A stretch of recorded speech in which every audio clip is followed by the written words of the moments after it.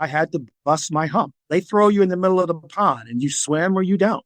Well, let's just get on with it. And so I kind of Mr. Magoo'd my way through all of these things that others would say are challenges. And a little bit of grit, a little bit of hard work, being coachable, having some discipline.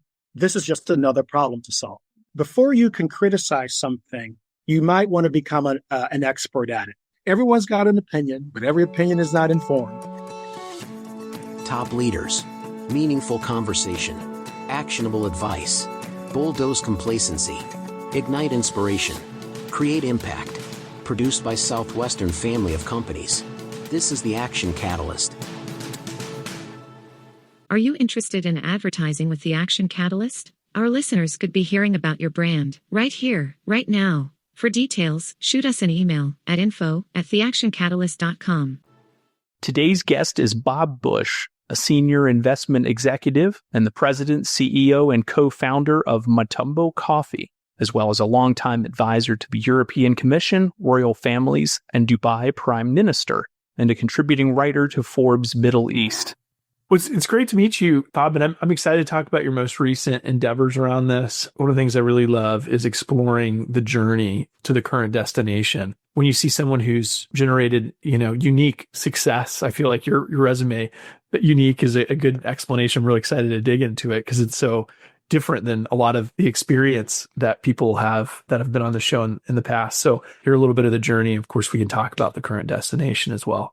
Yeah, love to do that. I mean, sometimes I think the journey looks more like a vagabond, and other times it's a little bit more purposeful. But in all cases, it's been wonderful. I love it. So tell me, early days, what were some of your conceptions of what you thought your path was going to be? What track were you on when you were a young person? And then what changed? Thank you for that question. And I'm not one to really do a lot of reflecting and reflection. I do a lot of introspection, but not a lot of reflecting. And I would say the first journey of any meaning that might be interesting to the listeners is a journey that I took. In fact, my first year of high school, I was born and raised in Southern Illinois. The Mississippi River bifurcates Missouri and Illinois. So I'm on the East St. Louis side, looking at the arch on the St. Louis, Missouri side. And for 4 years, I commuted by bus, often 2 buses, occasionally 3 buses, to get to high school. And so I would say my most significant data point on this journey, as meandering as it's been, is that commute. I'm 13, 14 years old, can't drive yet, I went to a Jesuit boys' school across the river, very fine school in St. Louis. That commute and I was undersized, I was a bespectacled kid, I was a geeky kid. My book bag weighed almost as much as I did. So those images of these little kids with their backpacks and stuff.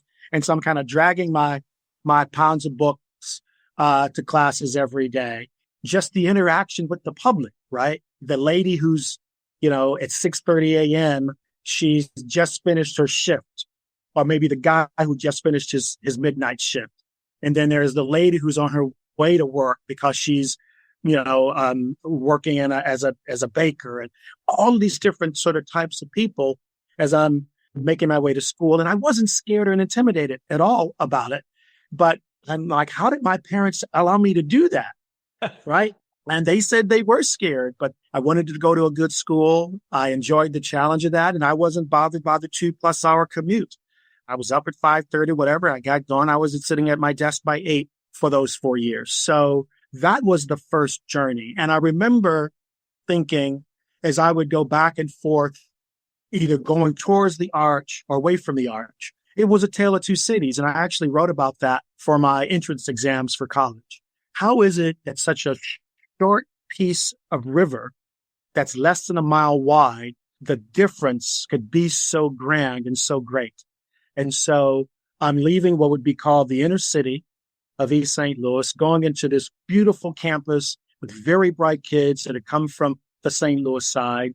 I'm sitting behind people whose parents own some of the biggest companies in the Midwest, certainly in St. Louis, sports teams and engineering companies and law firms. And that tale of two cities was very stark. But I learned through my classmates, etc., that there was much more we had in common than not. Oh, that's really extraordinary. And, I think, you get into a different environment. And what I heard in your story that actually made me want to ask another question first is, it sounded like you said you made this choice that you wanted to go to this school.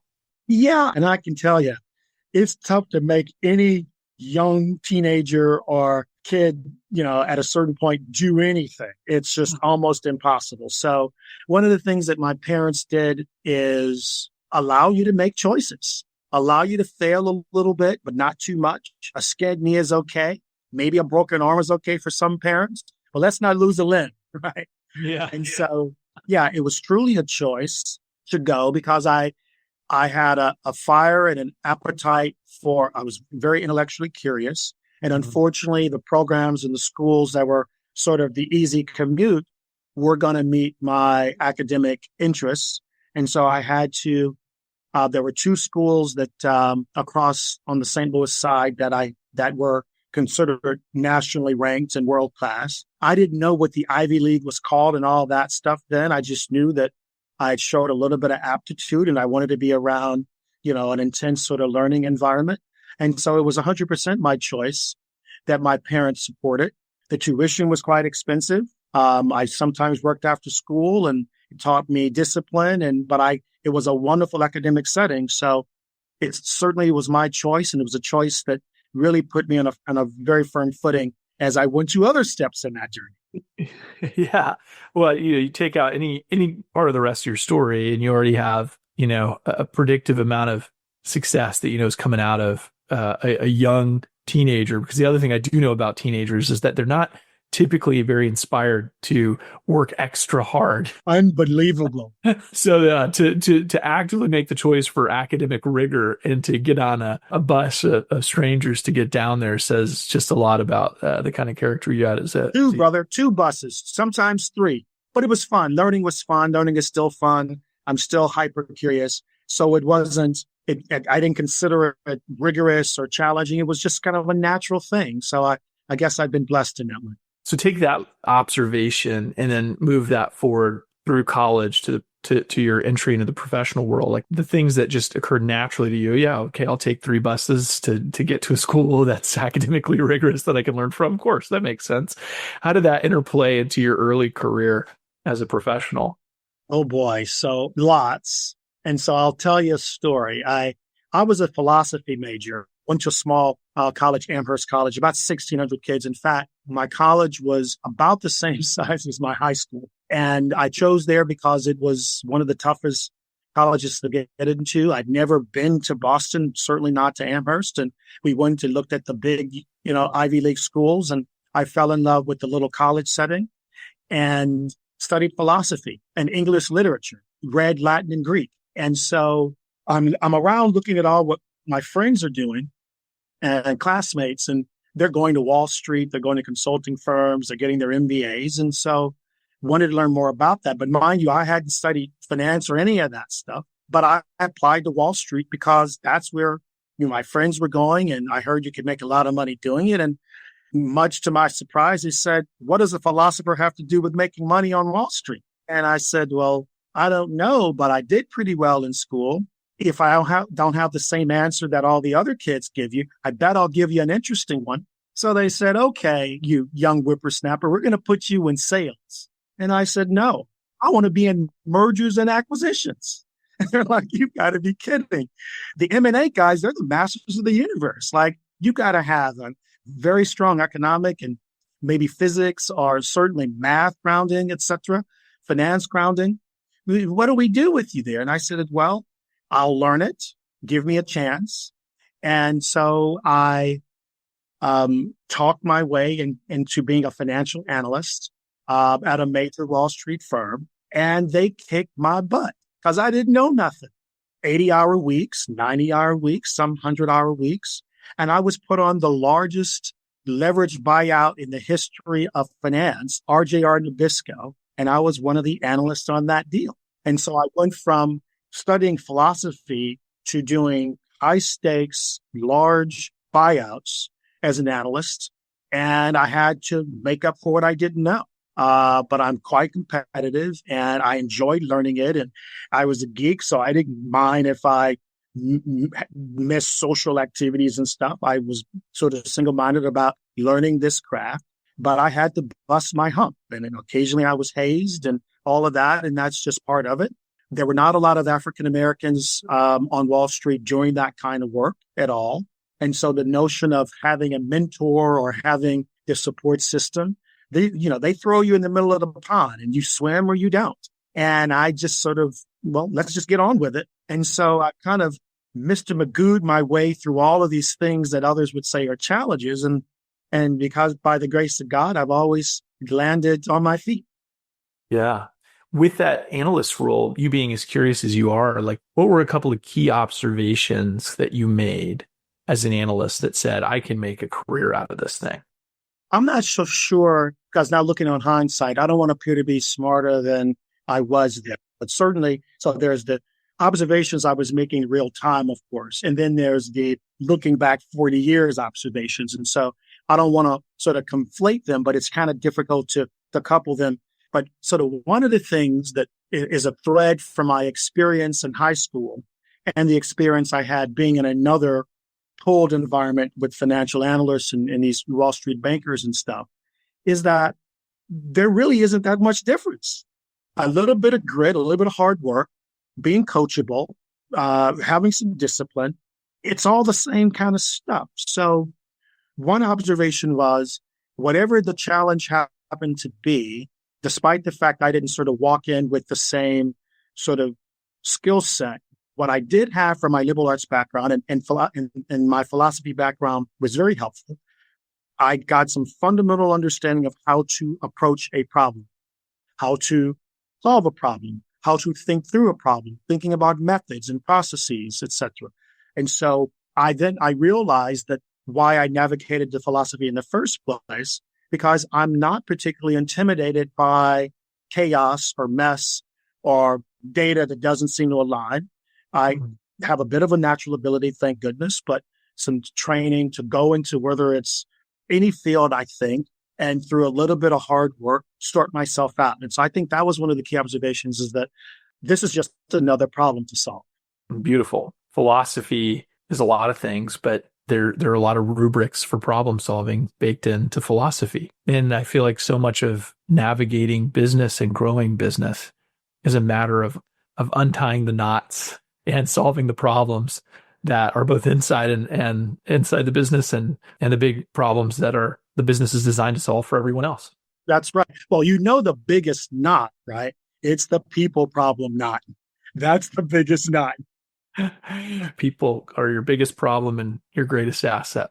So how do you get, just help us skip over to this component, your role as a senior investment executive took you to a lot of different geographies. I mean, well outside of the US. What drove you in that direction? Or maybe it wasn't your choice.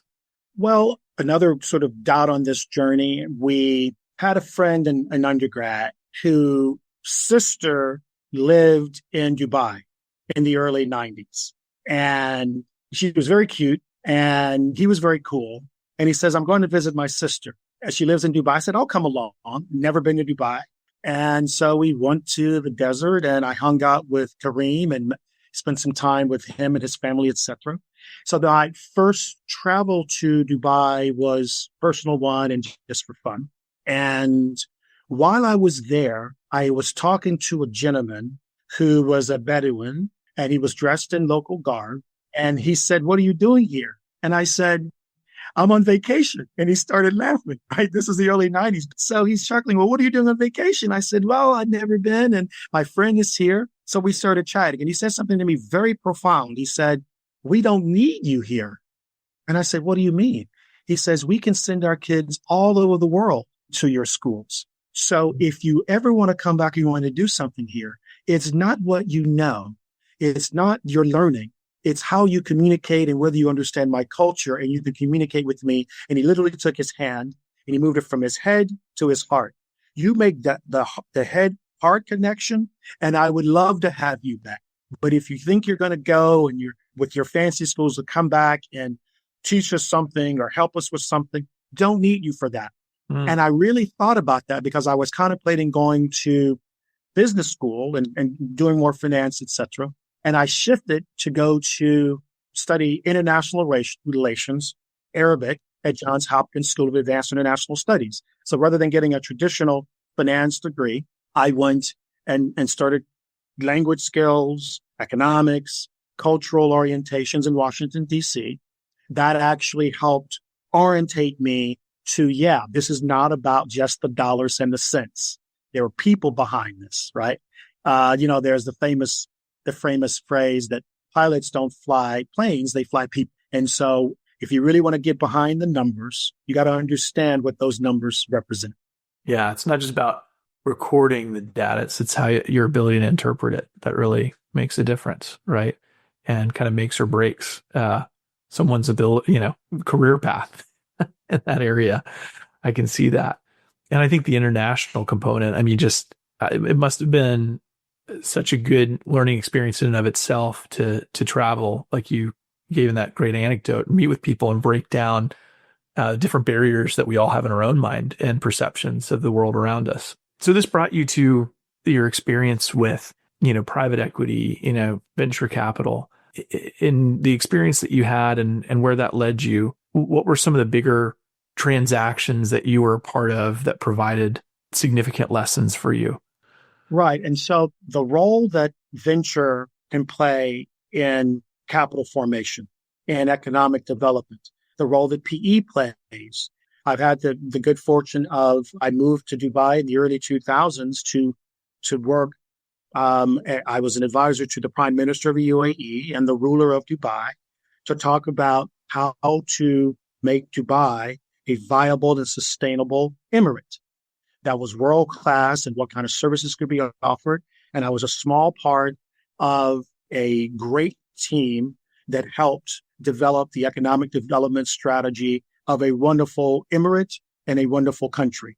And so using the traditional tools of M&A and financial structuring and engineering and understanding optionality and all these things to bring it into a very practical way of helping to develop a country, develop a region.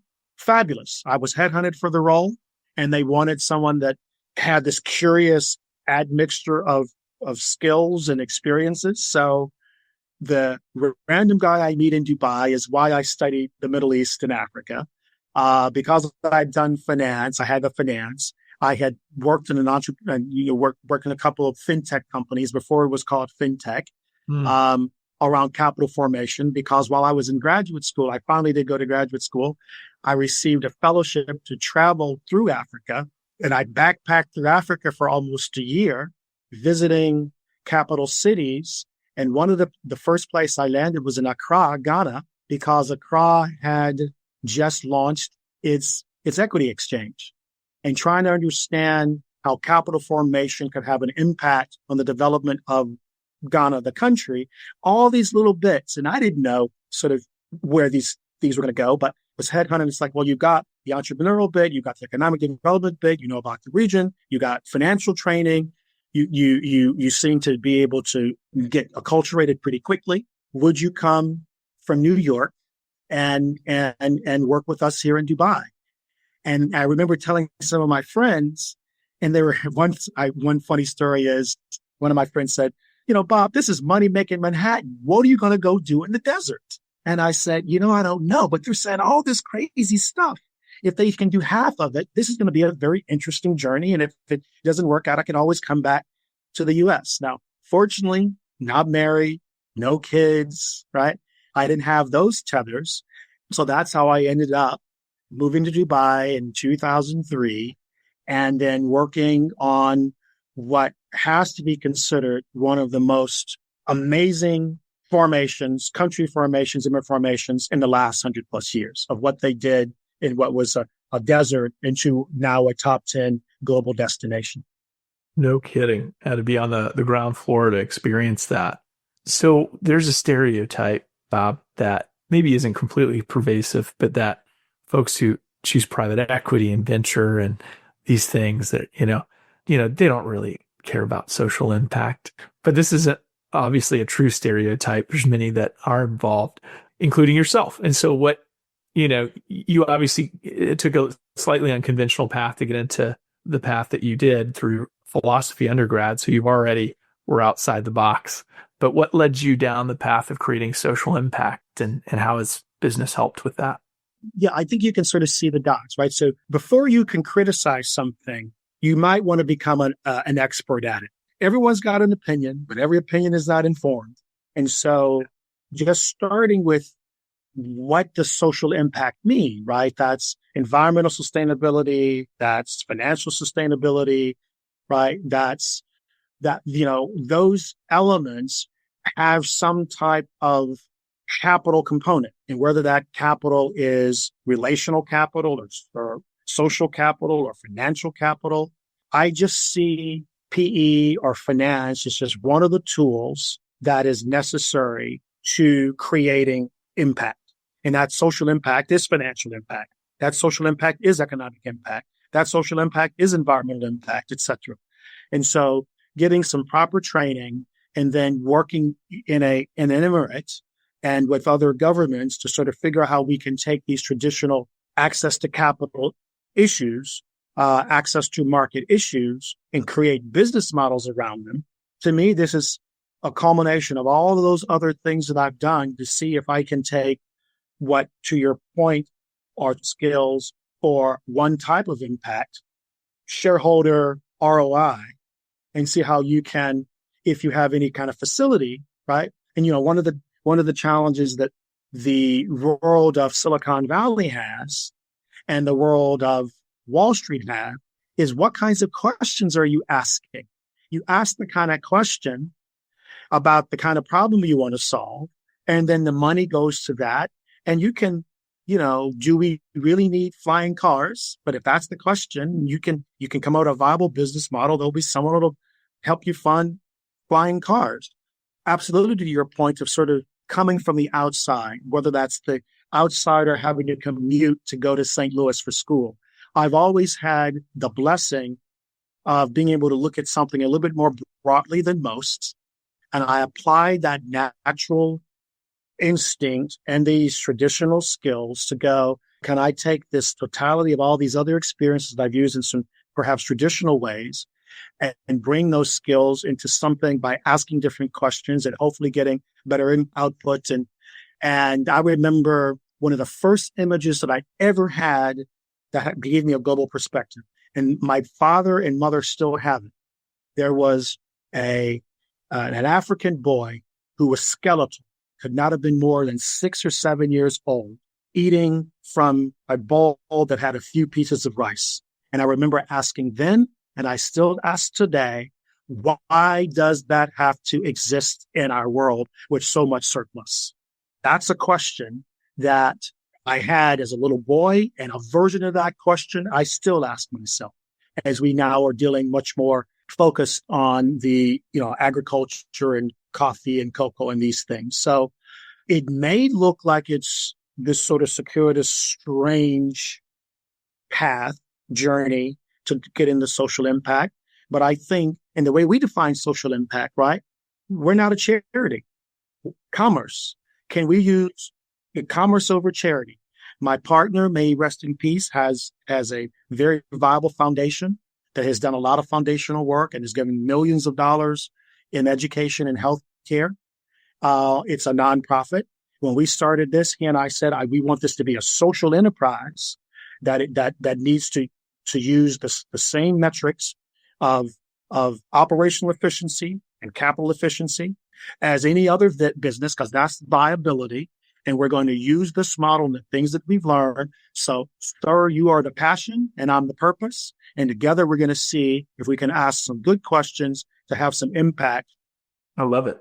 I remember as a 20-something-year-old having an early midlife crisis, very early midlife crisis, where I was thinking about what's the purpose of life, what's the impact I want to have, and that kind of led me to like, what's the problem I want to solve? And I thought, wow, there's so many problems to solve, so I should probably be in politics, and I'd studied government and politics as a result. And there was a point where I just shut myself in my room for a couple of days to just really write out all the things that were in my brain and to process where I wanted to go. And, looking back on my studies, studying government politics at University of Maryland actually led me to this belief that being a politician actually is quite limited in the type of impact that you can have. And that's true and not true, probably. But I came to a personal conclusion that one of the biggest challenges are the people, which is what we started. People are the biggest problem, the greatest asset, right? And I thought to myself, if we could change or impact education and maybe even in unconventional ways, we could help young people develop a higher EQ, some of the things that are not taught in schools, but how we manage our emotions so that their emotions can't be hijacked by others, that they could have more self-confidence and self-value, that they could reverse engineer their goals. I mean, these things that had helped me have a transformative experience in my life, that maybe that was the best place of impact. And that led to a career of coaching and development and building a business that does the same. And so I hear your story, and I think I agree with you that a big part of life is making sure we're solving the most important problems. And everybody's got a different perspective on that. But we have some brilliant people in this world that are chasing relatively silly problems to solve, or in some cases, brilliant people that choose maybe to just be important in this world instead of being of value. What I hear you doing is being of value. And so what are the biggest problems that you think are worth solving? Wow, man. Like, how long is this show? My goodness. First, thank you for that, your own reflection. And I love how you summed it up. There are people in the world that choose to be more important instead of being more valuable. Mm. And it kind of links to the conversation that we had a little bit earlier about understanding valuation, mergers and acquisitions, the valuation, the value to value an asset, and understanding the values of an asset, right? And as much as people can be a problem with regards to efficiency and getting things done, that the values have to be distinguishable from the dollar value. And this is a way that when I'm sort of approaching a problem, I'm very mindful of what are we measuring? How do we measure it? And is this going to be a values driven metric, or is this a valuation driven metric? And they're both important when you're talking about creating a sustainable model. And so, to get to your question about what kinds of problems to solve, every problem at some point has this tension. Are we thinking short term, or are we thinking long term? Or we want to, whether it's healthcare, there's a cost benefit analysis. Well, if we can get the vaccine out 6 months earlier, it is going to have X percentage of people that it can help, but Y percentage of the people are not going to be helped because there's maybe some additional things that we can do. There's always contraindications, right? There's always risks. There's always the obverse side of that coin. And so to me, it's not so much which problem is more or less important. It is how do you tackle whatever problem you're doing, right? Because I don't want your listeners, and I certainly don't think this way, to think that big problems, major problems, my problem is I'm trying to save the world from malaria. There are problems in your neighborhood. There are problems in your school. The question is the mindset around it. So let's not think about it in terms of big problems or little problems. It is whatever problem there is before you, bring an interdisciplinary, bring a diverse, bring a viable, bring a perspective, a mindset, recognizing that value and values are not the same thing. Yeah. Yeah. Well done. I think it's a great perspective. Big problems are important to solve, but at the same time, they don't have to be hairy and audacious and worldwide. In fact, we need a lot more people solving the local problem that adds up to a big solution. And it's really about having a problem solving mindset and how to tackle them. That's right. And stay tuned. We'll continue this conversation with Bob in episode 486 of The Action Catalyst. If you enjoy this podcast, please make sure to subscribe. And to stay updated on everything that the Action Catalyst is up to, make sure to follow us on Facebook and Instagram at Action Catalyst Podcast and on Twitter at Catalyst_Action. And thanks for listening. This is your host, Adam Outland. And outside of this podcast, I'm also the leader for a division of our company, Southwestern Consulting, and our division is the Southwestern Student Coaching Program. And that division we started back in 2020 because the desire we had was to take all these skills that we've equipped executives with. For over a decade, I've coached executives and managers and sales professionals on the skills, the habits, the motivation, and the systems to be successful in their job and in life. And what we realized from working with 30, 40, 50-year-olds was if we could have gotten to them when they were in ninth grade, in middle school, in high school, and equipped them with the same things we're teaching them now, the ripple effects would be huge. And so back in 2020, we decided to formulate a coaching program for youth, equipping youth with the same types of skill development that we typically work on with adults. We just apply it to their world. And what that looks like is teaching them the study skills, the communication skills that they can use every day in the classroom and outside the classroom. Coaching them on the mindset and the motivation of someone who's a top performer. And what does that mean? It means helping a young teenager create and craft a vision for themselves. Because without a vision, we perish, but with a vision, we can be equipped with the motivation to dig into our study habits. We can see the connection between our future and the excellence that we have to form on our habits now to be successful in the long run. And we also work on the emotional intelligence. It's how we balance our emotions and manage those emotions when they come up in a way that allows us to communicate effectively with others and to communicate with ourselves. It's about equipping young people with self-talk. That means equipping them with the language that they can use to better direct their thoughts and their mind to accomplish their goals and their aims. And lastly, we equip them with the systems. That means for us, the tools, the time management, and the organization strategies to not just work hard in life, but to work smart. And when we combine all these different areas that we work with our teens on, what we find is that they form the habits early in life that allows them to achieve their goals later in life and even right now. And so our passion is to equip as many young people across this world as we can. And we're doing pretty good so far. We've got teens in 7 different countries who have been through our coaching program to date. We've worked with over 400 teens, and we would love to be able to serve you as well. Here's how it works. If you want to investigate coaching, we start with a parent consultation. That's a free call to discuss your student's particular needs and our program details. We work with Olympic athletes all the way down to teens that are just struggling to motivate themselves to do the daily work necessary in their class. So wherever your teen is, we'll meet them where they are and get them to the next level. And that starts with a parent consultation with you. A student planning session, that's the next step. If we agree that the value that coaching can bring matches your teen, then we will move to a student planning session. It's basically a free one-on-one coaching session with your teen. And that is designed to support them, but it's also designed to ask a lot of questions to help explore whether or not they want to be coached. Because at the end of the day, they ultimately have to be the one that pulls the trigger. And then after your student planning session, we get them paired with the right coach for them. We have an amazing staff of coaches from ex-Division I athletes, people who have come from the Ivy League system. We have coaches who have come from entrepreneurial backgrounds and acting backgrounds, so we can pair them with the right fit for them. And then once they partner with their coach, they'll benefit from 2 coaching sessions a month to really zone in on their personal growth and their skill development. So if you're ready to give your student the tools they need to be successful, click the link in the show notes for more information and to make sure you can schedule your free parent consultation today.